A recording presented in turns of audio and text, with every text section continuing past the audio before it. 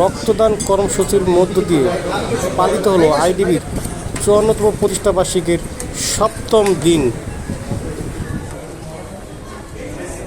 অনুষ্ঠানের প্রধান অতিথি হিসেবে উপস্থিত ছিলেন ডক্টর রফিকুল ইসলাম এবং সভাপতির বক্তব্য রাখেন ইঞ্জিনিয়ার কবির হোসেন, অন্তর্বর্তীকালীন committee, diploma engineer institute, Bangladesh. প্রধান অতিথি হিসেবে উপস্থিত ছিলেন এবং উনি আসে সেখানে আমাদের যে ডিপ্লোমা ইঞ্জিনিয়ার ৯ জন আমাদের এখন পর্যন্ত জানা, এর বেশি আছেন, আমরা তাদেরকে এখনো কালেক্ট করতে পারি নাই। এই ৯ জনের পরিবারকে তাদের জন্য আশীর্বাদ কামনা করছি ৮ তারিখে, এবং এই ৯ জনের পরিবারকে আমরা আমাদের দিনকের প্রধান অতিথি উপদেষ্টা আরিফ সাহেবের মাধ্যমে ১ লক্ষ টাকার চেক দিয়েছি প্রত্যেককে ৯ জনকে। আর যারা আহত হয়েছেন তাদের আহতের জন্য আহতের পরিবারদেরকে আমরা হিসেবে দাওয়াত করেছি এবং তাদের জন্য আমরা কিছু অর্থ বরাদ্দ করেছি। আমরা চাই যে তারা দ্রুত সুস্থ হয়ে যায়।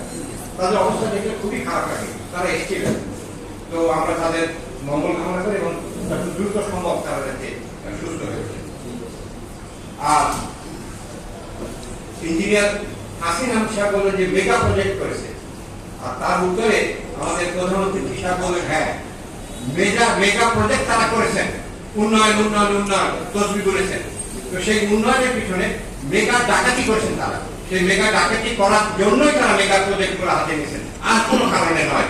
এবং আমাদের প্রধানমন্ত্রী সাহেব বললেন যে বড় বড় সমস্ত মেশিন কিনে আনা হয়েছে, কিন্তু মেশিন অপারেট করতে তারা ঠিক করে নাই, করলেও তারা মন্ত্রণালয়ের বড় বড় কর্মকর্তাদের তারা পাঠিয়েছেন, সেখান থেকে তারা ট্রেনিং নিয়ে আসবেন। যে এর সঙ্গে সম্পৃক্তই না তিনি ট্রেনিং নিলেন, অথচ যারা সম্পৃক্ত তাদের তো অনেকেই অ্যাপয়েন্টমেন্টই নাই, এখন যাদের অ্যাপয়েন্টমেন্ট আছে তারাও তারা ট্রেনিং পান নাই। সংগত কারণে সেটা পড়ে থাকে।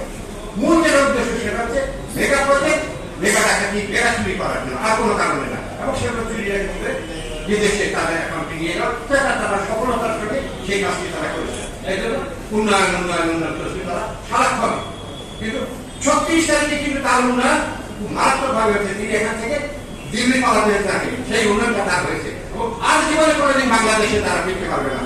তিনি, তার পরিবার, তিনি নিজে এই দেশকে ধ্বংস করেছেন এবং তিনি প্রথম যেদিন এসেছেন বাংলাদেশে, সেই দিন তিনি এয়ারপোর্টে সাংবাদিকদের জবাবে বলেছিলেন যে আমি এসেছি আমার বাবার যারা হত্যাকারী তাদের প্রতিশোধ নেওয়া, এবং তিনি সফলতার সঙ্গে সেই কাজটি করেছেন। তবে আমি বলবো যে তার মোরাল বানিয়ে কোটি কোটি টাকা তিনি খরচ করেছেন এবং সেটা করে তিনি তাকে আখেরাতে তার জন্য যে গজব, সেই গজবটাকে বাড়িয়ে দিয়েছেন। আর এখন আমি বলতে চাই সেই ভদ্রলোক যিনি দাবিদার যে দেশ স্বাধীন করা, সেই শেখ মুজিব এবং তার মেয়ে দুইজনই দুনিয়া এবং আখেরাতে তাদের জন্য জাহান্নাম প্রস্তুত আছে। আমার বিশ্বাস, আমি যেটুকু ধর্ম সম্বন্ধে জানি তাতে ভয় যে তাদের দুইজনারই জাহান্নামের জন্য যথেষ্ট আছে। আমি আমার কথা না